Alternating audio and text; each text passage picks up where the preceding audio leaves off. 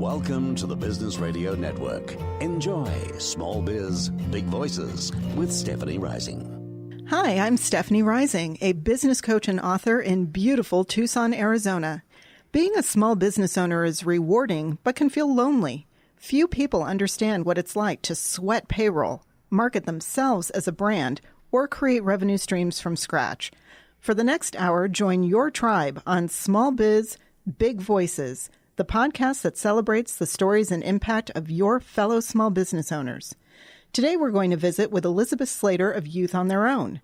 Our interview will conclude with a Proust lightning round, and our final segment will be Dear Coach, when I'll coach listeners through issues they've emailed in.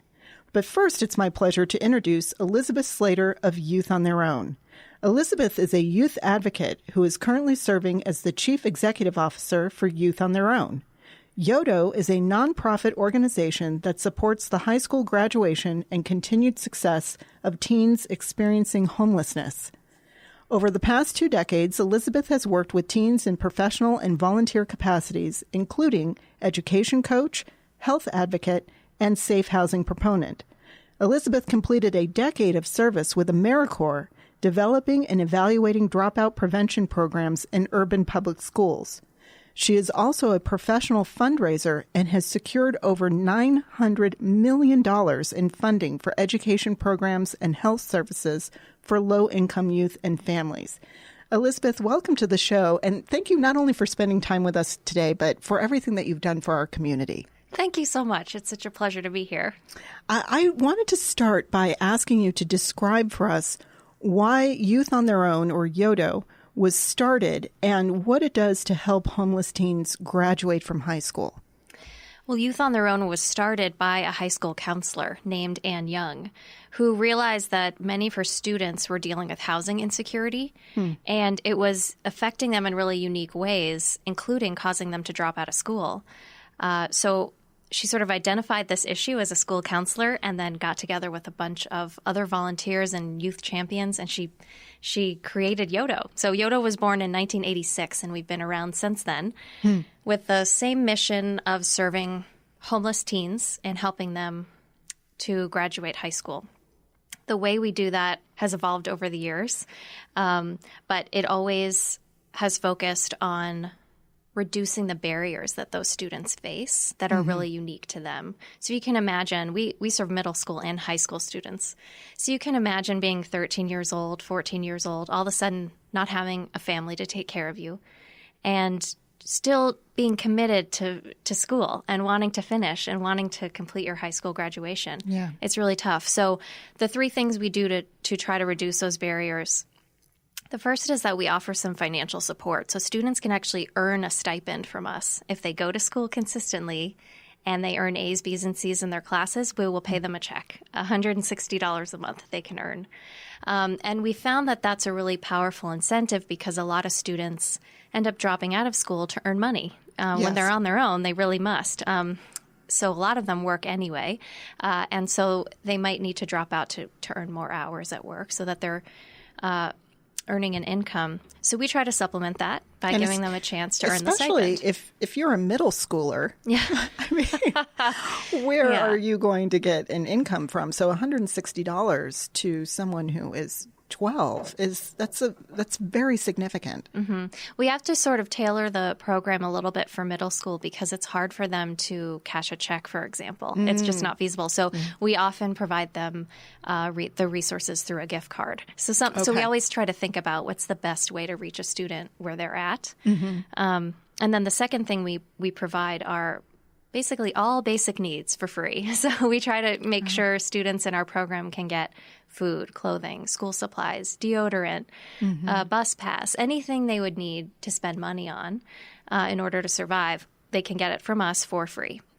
We have a mini mall where they can come and shop once a week, or we can bring it to them at their school. So that's really crucial.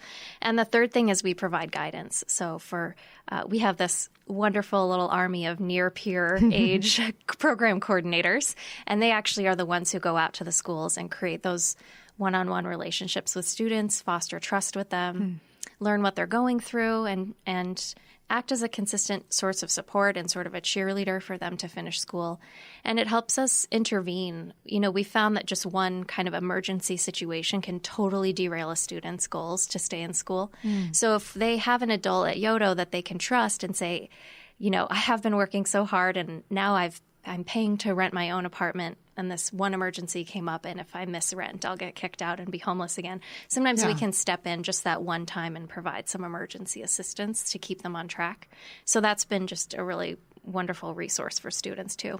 That's great. And the fact that there are kind of these more subtle ways to advocate for the kids, because, putting myself in their shoes, I imagine that there may be kind of a sense of shame or embarrassment about their situation, and they don't want that broadcast to their peers, that they live in such a precarious set of circumstances. And so being able to help them kind of more behind the scenes and let them have their independence and their autonomy and kind of not compromising their sense of self-confidence or self-security when they're in front of people of their own age group. I imagine that's probably as important to them as getting the resources themselves. You nailed it. The stigma can be overwhelming. Yeah. And so a lot of the challenge is just getting students to reach out to us in the first place. And we're very lucky. We work in over 100 schools in Pima County. And we have every single one of our schools has a designated liaison. That's usually a school counselor or a really invested teacher, and they help us figure out who the students are. So they have their finger on the pulse of the school. They know which students are struggling, and they help refer students to us when they know that they need help and can qualify for our services. And, one of the reasons I wanted to have you on the show, most of my guests are small business owners, but I like to also interview C-suite professionals whose companies have a particular impact on Tucson. And Yodo is definitely such an organization because we have to develop the next generation of an educated and healthy workforce. So in terms of, why should people be concerned about this particular issue and the impact it has on us? How do you track the impact on Tucson? Like, what have you found to be true in terms of the ripple effect? You get a certain number of kids to actually graduate through school. Does Yodo track them beyond that, kind of the fields that they enter or places where they find an internship or a place of work? Kind of take us through kind of the life cycle, if you will, of a student who finds you to when they're entering maybe, early adulthood and the significance of that. Well, let's do the numbers first. So our core mission is high school graduation. Arizona's high school graduation rate is about 78%. For Yodo students, it's 82%. So we're really proud of that. These That's aren't, great. It's compared to all types of students with all types of support. Our students who are experiencing homelessness are graduating at a higher rate, which is awesome. great.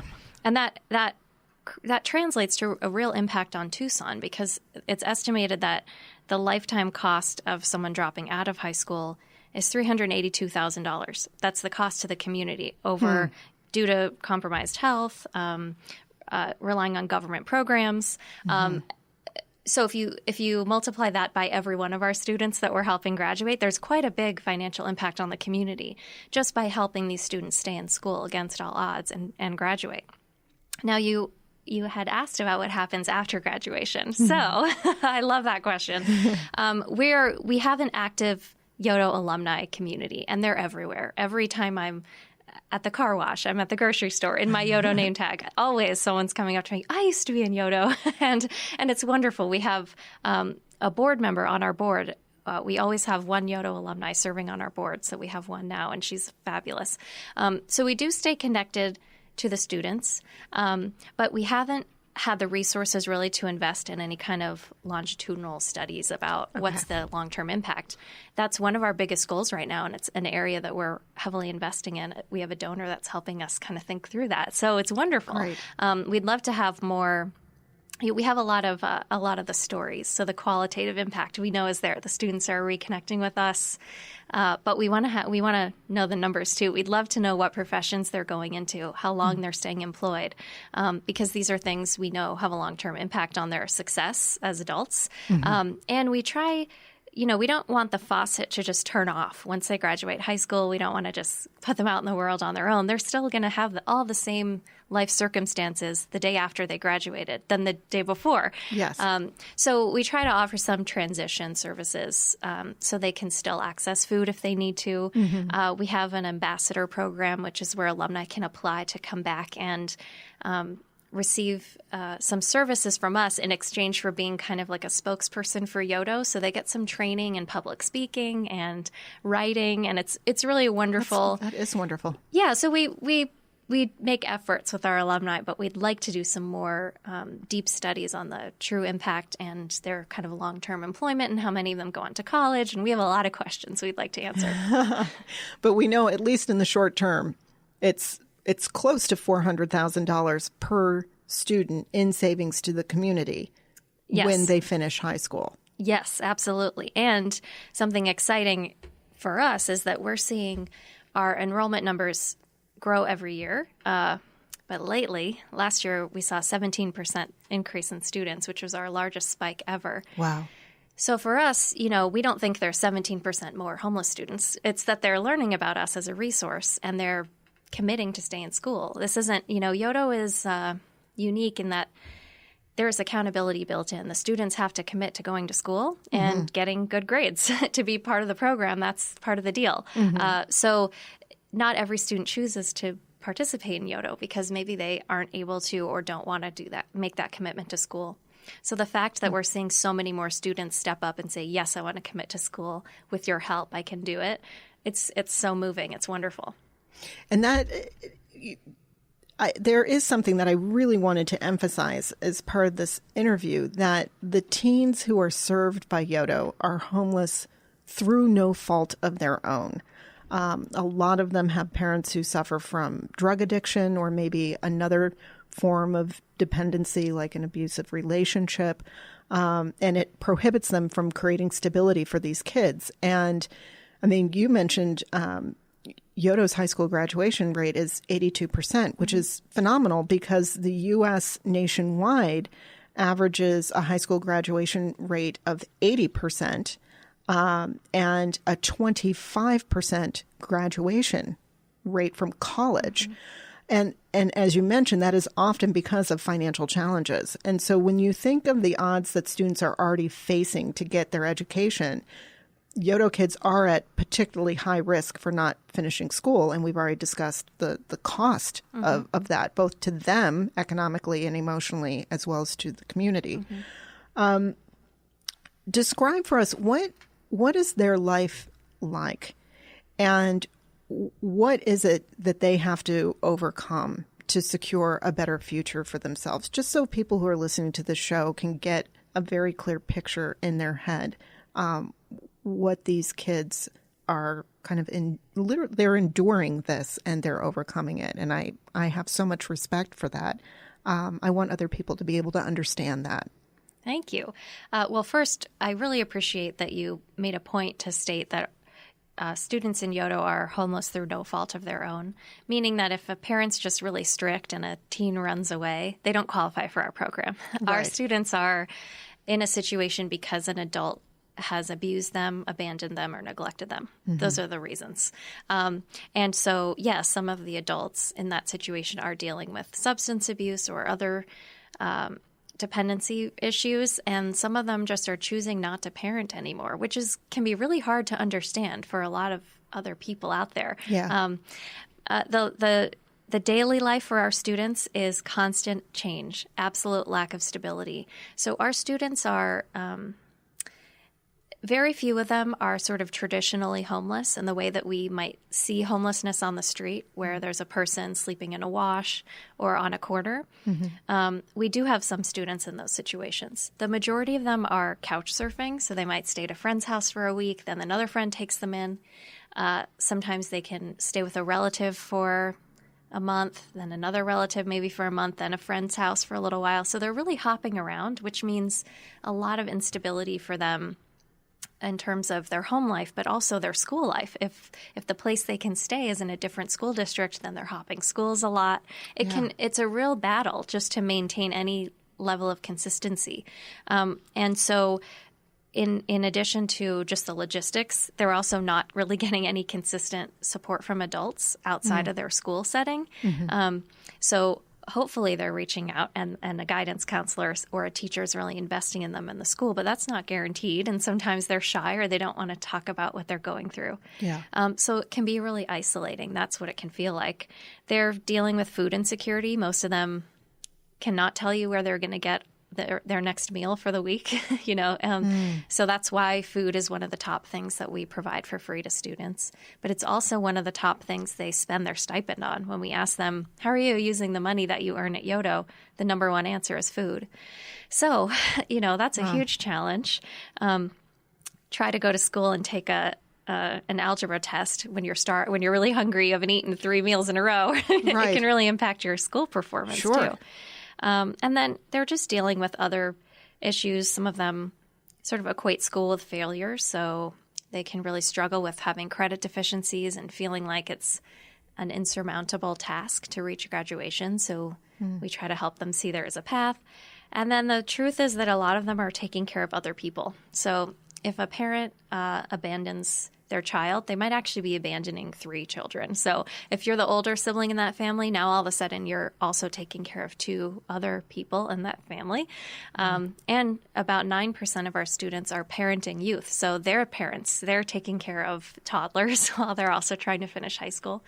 And that's just kind of an added complexity for them. All of this while attempting to or pretending to kind of be a normal teen and just fit in at school. It's really hard. So the kind of barriers they're overcoming, you asked about that. They are the number one thing is kind of the stigma of being a homeless youth, and we really try to watch our own language around that and use terms like youth experiencing homelessness. So it's not a label that they're kind of taking around with them. It's a temporary thing that they're dealing with now. That's an important thing to distinguish. Yes, definitely. But also, the other barriers they're dealing with are things like some of them may qualify for services through the Department of Child Safety, but that's a very overloaded system. They may have had a bad experience in a group home. I mean, there's a whole lot of interaction with the system in general that creates some perceived or real barriers for students in the future. And I remember reading on your website, I think one of the student testimonials that you had on there, the student said something to the effect that, this may not be something that I talk about a lot, and it may not seem like it, but this program means everything to me. And she kind of came across as someone who was shy and private, but wholly grateful for the resources that she was receiving. And there was something in just this little testimonial that was really touching, and I thought probably applies to a lot of the kids, that they don't want to walk around being an open nerve and being the poster child for a particular cause. They're just trying to get through the day. And what it takes for them to get through the day is almost superhuman. I absolutely agree. I would say that's a very typical experience of a student. But then we also have some students who are ready to just get on the roof and sing the song of Yodo. They sometimes just having some adults reach out and help you can really turn on a light switch, for some students. So, yes, it's sort of all over the board, but I think what you described is very typical. What's a particular success story that sticks out in your mind? I mean, you mentioned you always have an alumni who's on the board, and I know others have gone on to hold positions of great responsibility in business. They have families of their own, and they may not have had a shot at doing that had it not been for this program. But is there kind of one story in particular that when things get hard and it's a really tough day and you're having to fight for more funds for a change, like you have this student in your mind? Oh, there are so many, but the one student, I've been spending a lot of time with one particular student lately because he came back to be an ambassador of Yodo. So he graduated high school, and now he is a spokesperson for Yodo, basically, on the side. But it's a way for him to earn some income while he's finishing school. He went to college. So we're very excited. So he's in town, and I love hearing his story because it starts out pretty dark and it ends up very light. So I love thinking about it. But yes, this student was in a family with a single mom. So the father had left the family earlier. And so they were sort of already low income and struggling. The mom got a new boyfriend. Everything seemed good. They got married. And then all of a sudden the stepfather was really unhappy with this particular student. So felt like he wasn't manly enough, not masculine enough, and he started abusing him as a result. And in the end, it was a situation where the mom had to sort of pick between the new husband and the son, and she picked the husband. So I bring this story up because that's not very uncommon at all. Really, family disagreements, especially when there's a new parent brought into the picture, is a really common reason that our students are sort of kicked out of the house and made to fend for themselves. So he did. He found his own place to live. He supported himself. He graduated high school. He currently works 2 jobs in addition to being a Yodo ambassador, and he started his own business that he's growing now with. I mean, he's really taken advantage of every resource Yodo had to offer. He has mentors through our program. He created a really wonderful relationship with one of our donors that he sees regularly. And I think he just really embraced all of the opportunities, and it's had a huge impact on his life. And he's such a wonderful kind of example because the beginning started out very typical. His story could be 100 other student stories. Yeah. But I think he turned it around in such a unique way because he embraced all the chances that he got and all the help, all the helping hands that were reaching out for him. He grabbed them all. And it's just been wonderful to see him kind of grow through that process, and his goal is to finish school. And I mean, he's just, he's a really wonderful example, but, unfortunately not every student kind of gets this experience, and we hope that we can offer it to as many as possible, and that students feel like they deserve the help. And if your parent chooses a new spouse over you, I can't imagine what that does to your self-esteem and your self-confidence. And when someone is genuinely reaching out to you and trying to offer you help and sees your value, it is difficult to capitalize on that if you don't see the value in yourself. You couldn't have said it better. That's exactly right. There's a lot of confidence building and self-worth that has to happen. And sometimes that happens through an adult intervention, like one of the Yodo staff. But we also have something called Yodo groups, which is where if there are multiple Yodo students at a school, they can get together periodically. And sometimes they're learning financial literacy, but sometimes they're just talking through kind of how they're doing. Mm-hmm. And I think because we've talked about the stigma and it being kind of like an invisible issue that students feel are experiencing because they don't want to name it and grab it and own it as an identity. Sometimes that can be really isolating. So it helps to have a peer group that you can talk to, lean on, relate to, especially if the whole rest of the day you're pretending that you're totally just like everyone else, but you know you're really not, and you're dealing with some of that stuff in a unique way. How many students does Yodo currently serve? So in the school year that just ended, we served over 2,000 students, 2,054 students. And so we only serve teens, so middle school and high school. It's estimated that there are around 5,600 homeless youth in our county. So not all would qualify for our program because some are younger, or they're in elementary school. But for the middle school and high school students, we know there are more. We know we could serve more students. And one of my challenges as the CEO is figuring out how are we going to continue to raise the resources we need to grow our enrollment. This year, for the first time ever, we increased our student stipend to $160 a month, I mentioned. And Previously, it had been $140. So that was a pretty significant impact if you think about 2,000 students and budgeting for that. Yes. And we think that our student numbers will continue to grow. So the board is very engaged in making sure we are fiscally responsible, and we have a good reserve. We're saving money, but we also really need to be getting the word out about Yodo and how much support we could use from the community. We're going to take a quick break. This is Small Biz Big Voices, hosted by Stephanie Rising.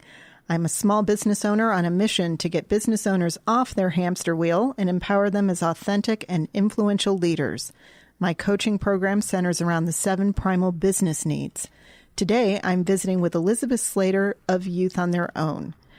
In terms of getting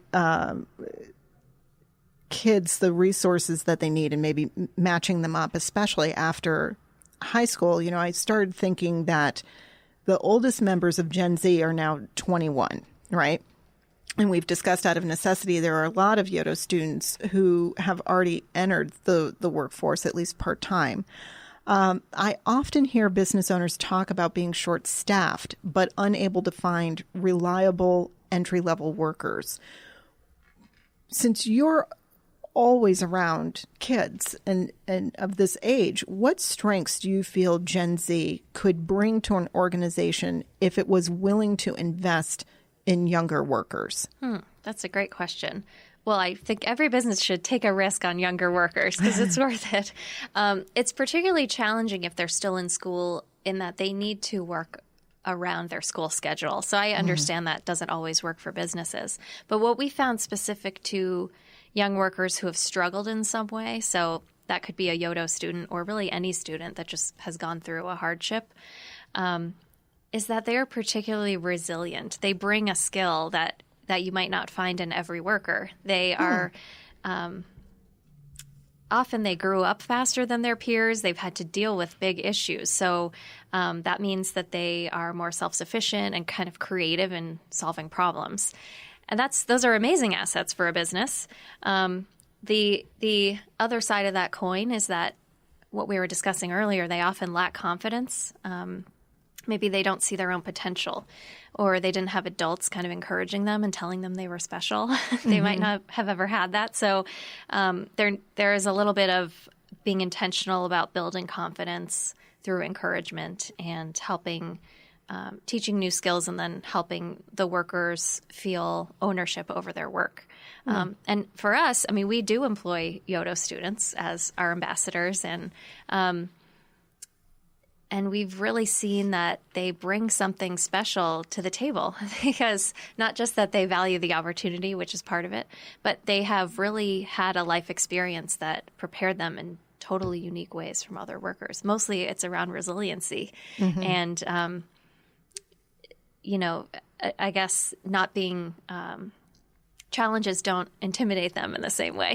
They faced some big stuff. I was just thinking they're not easily deterred. Correct. I mean, given what they have to do on a daily basis just to survive and finish school, they are not going to wimp out when the smallest crisis or the smallest challenge arises. Exactly. We've seen such an extreme commitment to achieve a goal when we have 2,000 homeless youth who are saying, despite all the chaos in my life, I want to keep going to school and graduate. So this willingness to succeed, and they want to be productive citizens. Sometimes there's an element of patience required at first, but I think it completely pays off at the end. I wanted to switch gears and discuss how you approach fundraising. And I'm asking this because one of the things that I've observed over the years is this discomfort that a lot of us feel around money, whether, as business owners, we have to determine our fees, we have to collect outstanding invoices, or sometimes we're just afraid to hear, well, no, I'm not going to pay you that much, right? And this paralyzes people from making the ask. And it's not a pushy ask, or it's not that we even go into it with any specific expectation. It's more like, well, I'm hearing that you have a problem. I think I might be able to fix it. Would you like to learn more about what I do? And knowing that that has any remote connection to money really freaks people out. And so I wanted to use this interview as an opportunity to pick the brain of someone who has to routinely ask for money because there must be something in your brain that is very fearless around this. And so I wanted to ask you, have you had any fears or did you have any fear around making that ask when you first started fundraising? And how did you conquer that? So, of course, I've had the fear. I mean, well, first let me say, to me, fundraising is not asking for money. It's matchmaking. That's how I look at it. And I think a business offering a service could maybe alter their perspective a little bit too and think of it that way. And then when you think about matchmaking, sometimes it simply isn't a good match. It's not because you did something wrong. Just sometimes it's a good match and sometimes it isn't. It's not a personal rejection. Yes. But also, I think as a fundraiser, I think about how I'm presenting someone an opportunity to make a difference. I'm not asking them for money to enable what I want to do. I'm giving them a chance to do something that will mean something to them. And so sometimes that reframing is really helpful. But really the fear of the ask is so universal. And the way I conquered this fear as a younger fundraiser is I literally wallpapered my office with rejection letters. And I truly, every time I got one, I hung it up on the wall. Really? Yes. That's awesome. For me, it was facing the worst case scenario every day. Right. And then realizing it isn't that bad. Like I was still succeeding in a lot of other ways. The organizations I was working for were still thriving.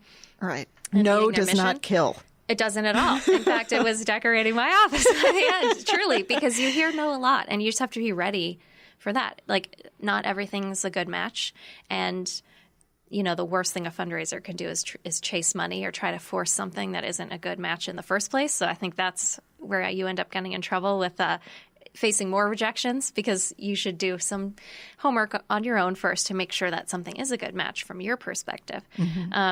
But really I have very frank conversations with people about money every day. So it took a while to get to this place, but what I learned is that the fear in my head, it's oversized.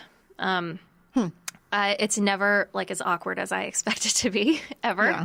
And even the situations I've walked into where I expected a smooth conversation and I was totally caught off guard and had a really challenging conversation. This happened to me just a couple of weeks ago. I went in thinking I assume support in all conversations. That's my default mindset is assume support. Yeah. So I went in thinking it was going to be smooth, and it was not. It was very challenging. That's really a time when I feel like I've learned the most about myself and how I approach work and what are the dynamics with someone in a room where things get tense and just how do you lead through that. I really enjoy it from that point of view. And that in the moment it feels terrible, but you're really learning a lot that's helping you the next time you get into that situation. But again, I just reiterate, I think the fear is outsized in my experience, that I had more anxiety than it calls for. And most conversations are delightful. And if people don't want to make a donation, in my case, or enter into a business partnership or anything, it is about it not being personal, that it's really about whether it's a good match. That is great advice. I think I'm going to turn this into a transcript and then hand it out to about 10 different people. Thank you for that perspective. I also think, aside from the anxiety around money, I think that there are a lot of business owners and professionals who butt up against those moments when they question why they continue to do what they do. I mean, we've all had those days where we go home at the end of the day and we just feel like all we've done is beat our head against the wall. I imagine fundraising, especially with the success that you've had, is also a fairly tireless effort. And so, we're constantly expending this energy to achieve some kind of a result, some outcome, right? Whether for ourselves or for others. How did nonprofit work come to have such meaning for you? And more importantly, what keeps you going during those moments where it's just really hard? Great question. Well, To the first part of your question, how did I get to this work? How does it have meaning for me? I have a compulsion to matter, I guess is the way I would say that. I think about June Carter, like famously, she would say to friends, they would say, "How you doing, June?" And she would say, "I'm just trying to matter." That was her answer. And that's awesome. That's exactly how I feel every day. So I feel very, very, very lucky to be doing something that is so meaningful to me, fighting for youth who need an advocate. It sustains me far more than any of the challenges that I face. There's just the scale is so tipped by the mission that's really where the sustaining comes from, I guess. Mm-hmm.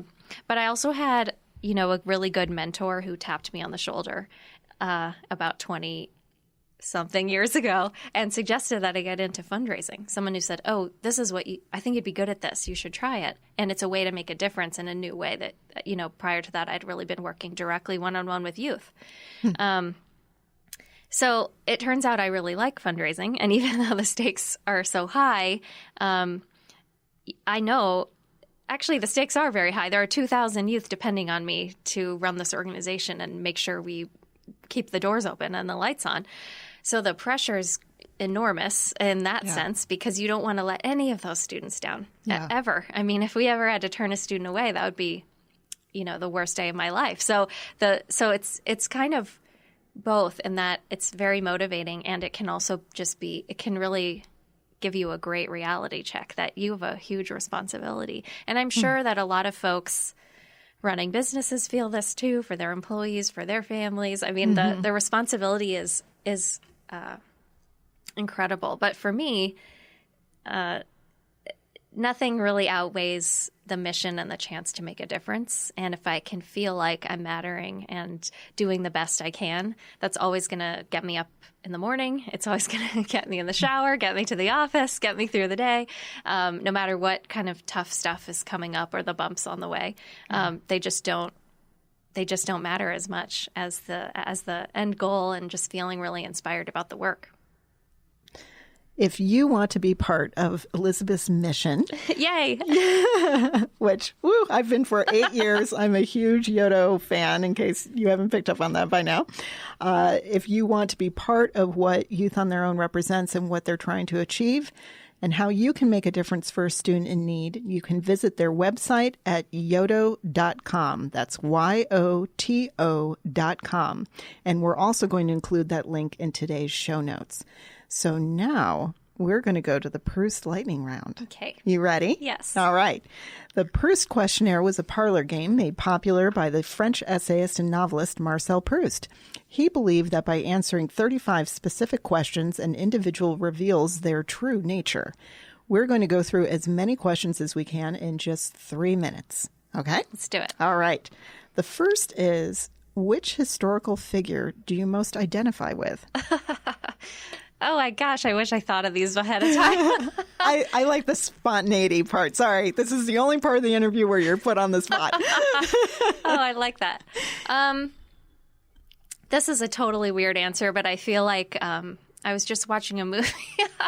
Oh, this sounds silly. I was just watching a movie about like the Puritans that came over to America. Yeah. And they were, and like all the villages they kind of set up and had to do everything on their own, cook their food and grow corn and all the things. Sure. And I just, for some reason, was feeling so connected to those folks. Like that was an experience I would really connect with, is Sure. like start going to a new place, starting over, building your whole life again. Forge something into existence. Yeah. I like it. That doesn't sound weird. That works. Okay. Who are your heroes in real life? Oh, gosh, I have so many heroes, and I won't get specific, but now that we're in, like, political season, I feel like I'm bombarded with my heroes every day. I'm reaching out for them.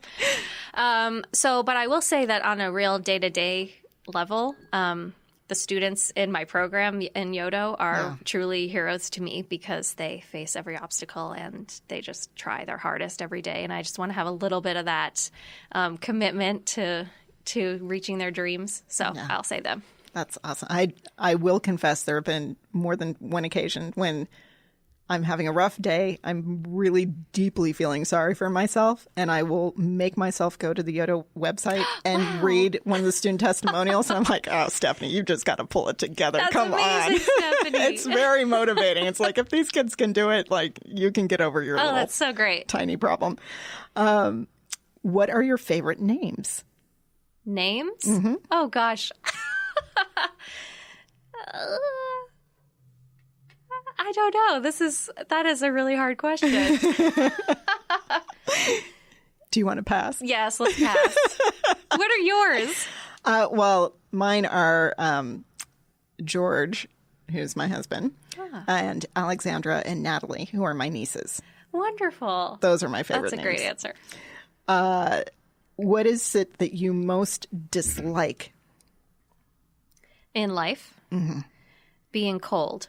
Yeah. Actually, it kind of ties with the running. I also strongly dislike running. Those are the two top. They'll at the top always. Yeah. Then we immediately have two things deeply in common with one another.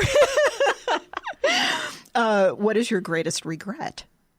Oh, I really try not to hold on to regrets. But you know what keeps me up at night? Like, do you ever just replay conversations in your head over and over? So really the moments that I regret are times when I wasn't kind. I think about it a lot. Like, I'll replay a conversation and think, oh, I could have been kinder to that person. Yeah, I understand that. And lastly, what is your motto? Well, just trying to matter, I guess, is my motto, which I already mentioned. I so love I do. That is kind of what I live by. That's awesome. I'd love to have you chime in at the end of our last segment. Dear Coach gives our listeners the chance to have their emailed questions addressed. And today's segment is about how to create 100 potential referral partners in one simple exercise. So trying to get the word out about your services or products can feel overwhelming, and it's hard to know where to start. So the 10 by 10 exercise brings focus and a process to that effort, as well as make introductions feel more like a warm-up than a cold call. Before you panic at the prospect of networking, remember, people can't refer to you or buy from you if they don't know you exist. So other professionals who share your target market but are not in competition with you are excellent referral partners. This approach is a simple way to develop a list of who to introduce yourself to. If you don't have to sell them, you don't have to pitch them, or otherwise feel like you're imposing upon them. You just have to introduce yourself to them and have a genuine interest in learning about them too. So first, develop a list of 10 types of businesses that have the same potential clients as you. For example, I'm a business coach. So as a business-to-business provider, my list includes lawyers, CPAs, bookkeepers, financial planners, insurance agents, website designers, print shops, commercial lenders, office supply companies, and IT technicians. These are all people who can bring valuable advice and resources to my clients, and I might be able to help their clients as well. When you have a list of 10 business types, compile a list of 10 companies for each type. So you can go on Chamber of Commerce websites and look at membership lists. There are professional and networking organization membership lists. And you can also research businesses just by zip code. These are all easy online searches that quickly yield a list of 100 potential businesses to contact because you have 10 types of businesses with a list of 10 companies for each. You also can ask for qualified names or introductions from people you already know in the categories that you identify. So, for example, imagine you are a credit counselor needing to expand your reach in the community. You may find it useful to introduce yourself to bankruptcy attorneys, divorce attorneys, business attorneys, accountants, therapists, auto brokers, mortgage brokers, realtors, business coaches, and personal bankers. You could start by Googling a category by zip code, such as bankruptcy attorney 85718. Right? Then you copy and paste the contact information into a referral partner list and confirm with a further website search or a phone call the name of the decision maker in that office. Following that process for each category will yield 100 professionals who could potentially refer business to you. Better yet, they could also serve as a qualified resource to your existing clients, which makes you that much more of a trusted resource to your clients. Once you have compiled your list, schedule time to introduce yourself to a potential referral partner. A realistic goal is at least one a week. Everyone can do that, okay? An easy way to warm up an introduction is to send a brief letter or a card outlining the benefits of your service to their clients. Think of 3 things, right? But keep the focus on how you bring value to them. Next, follow up with a phone call and ask if you can meet them over coffee or maybe briefly at their office. Be respectful of their time. You might choose to provide incentives to excite potential referral partners. Paying referral fees is an excellent way to supercharge your efforts if it's allowed by your or their industry. Also, provide partners with a written summary of the types of clients you seek and services you provide.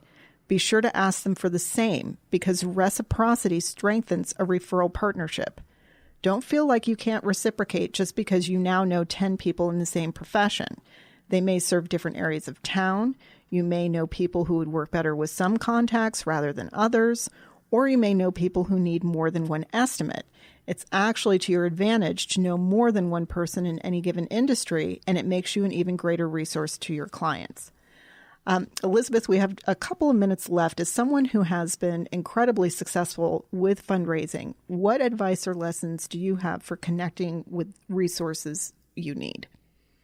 Well, 2 things I love that I just heard in that exercise. One is about the initial conversation, just being to get to know someone, to ask questions, because I think that's, always the hardest. If you're not a natural kind of networker, then knowing what to say to someone is so hard. But actually just asking questions and learning about them is what helps you, because then you kind of hear what they care about, what matters to them. And then you can kind of do the assessment in your head about if the matchmaking is going to happen or not. But the second thing was thinking about looking within your networks and if you can give your folks really specific guidance around what kind of referrals you're looking for. I do that all the time with our board members, and I might say, we're trying to identify someone that has these traits or qualities. Who do you know that you could introduce me to? That's always a better conversation than me calling a stranger. If I can get someone who knows us both to introduce me, there's a much better chance I can get them on the phone. Excellent. I'm going to add that I put the show notes on the Small Biz Big Voices Facebook page, and I will make sure to include that in the notes. It's like, pick up the phone and start talking to people you know. They're the warmest way to get a good introduction. Thank you for that. That brings us to the end of today's episode. If you have a question or problem you'd like for us to talk about during our Dear Coach segment, please email me at stephanie@therisingeffect.com. I invite you to follow the show on our Small Biz Big Voices Facebook page, which includes show notes and announcements for upcoming shows. Next month, I will have a panel of award-winning women chefs who will give us the dish on niche markets, competing in a traditionally male-dominated field, and recipes born from childhood. My thanks again to my guest, Elizabeth Slater of Youth on Their Own, my producer, Mark Bishop, and to you for joining us on Small Biz Big Voices.